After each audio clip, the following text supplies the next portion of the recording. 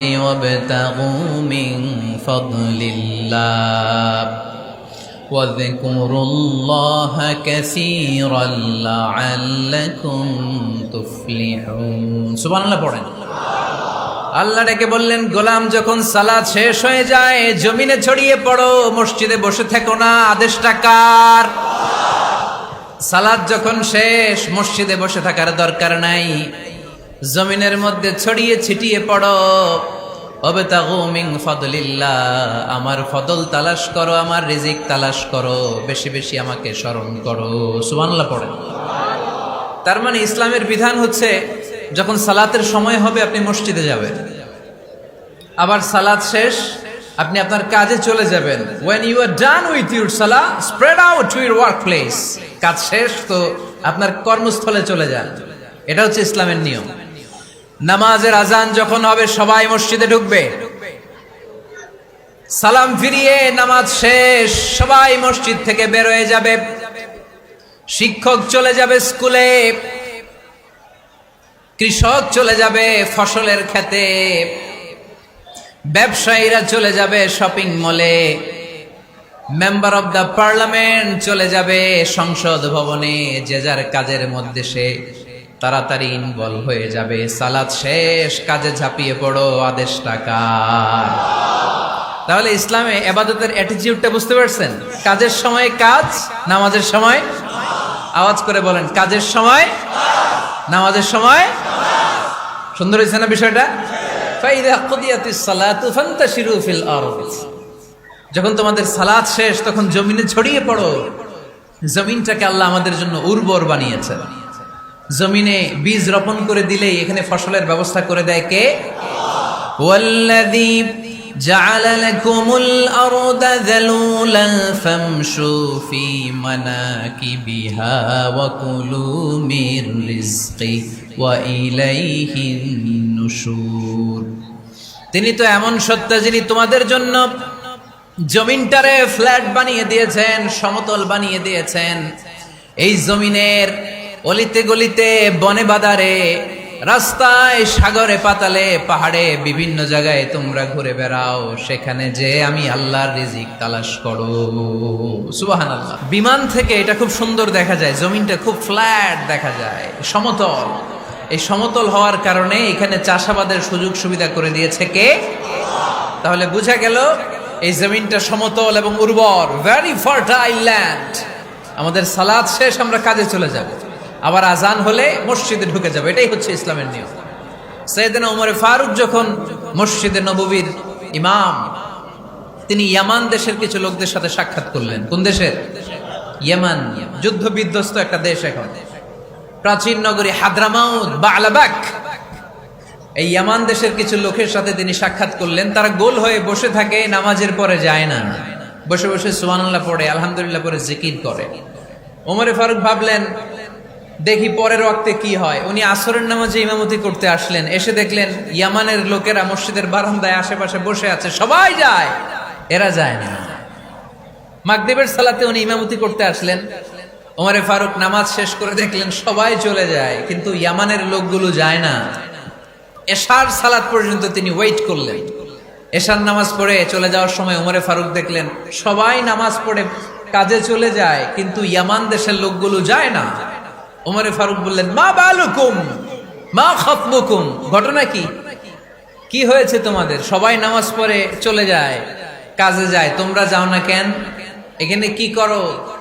ইয়ামানিরা বলতে শুরু করলো, নাহনু আল মুতাওয়াক্কিলুনা আলাল্লাহ, আমরা এখানে আল্লাহর উপর তাওয়াক্কুল করে বসে আছি। ওমর ফারুক অবাক হলেন, আনতুম আল মুতাওয়াক্কিলুনা ফিল্লাহ, তোমরা আল্লাহর উপর তাওয়াক্কুল করে বসে আছো?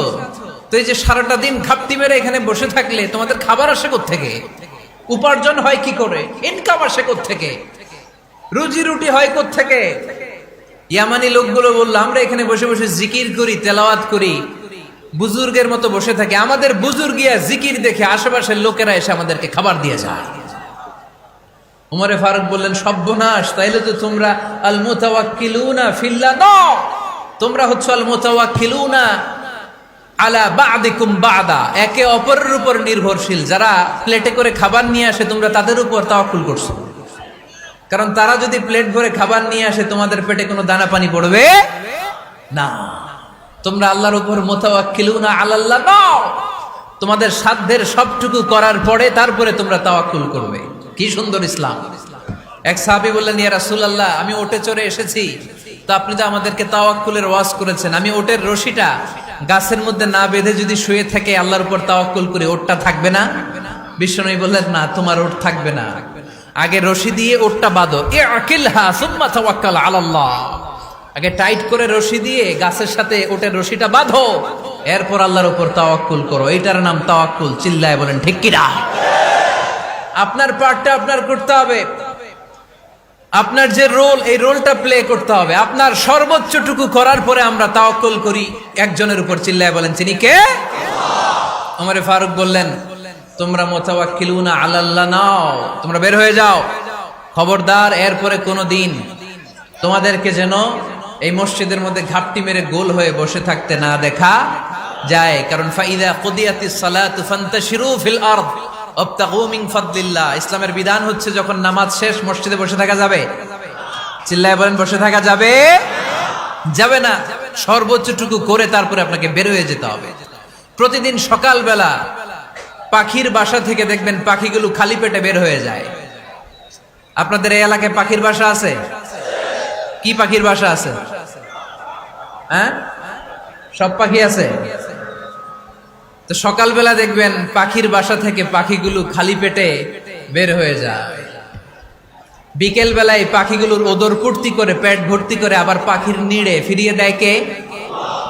কারণ পাখিগুলো তাওয়াক্কুল করেছে কার উপর? পাখিগুলো তাওয়াক্কুল করে যদি পাখির নিড়েই বসে থাকতো, ওদের পেটে খাবার আসতো? কথা বলেন। বিশ্বনবী এটাই বললেন, তাকদু খিমাসান ওয়া তারুহু বিতানান।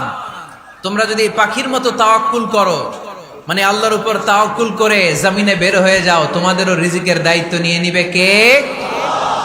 সকালবেলা প্রতিটা পাখি না খেয়ে বের হয়ে যায়।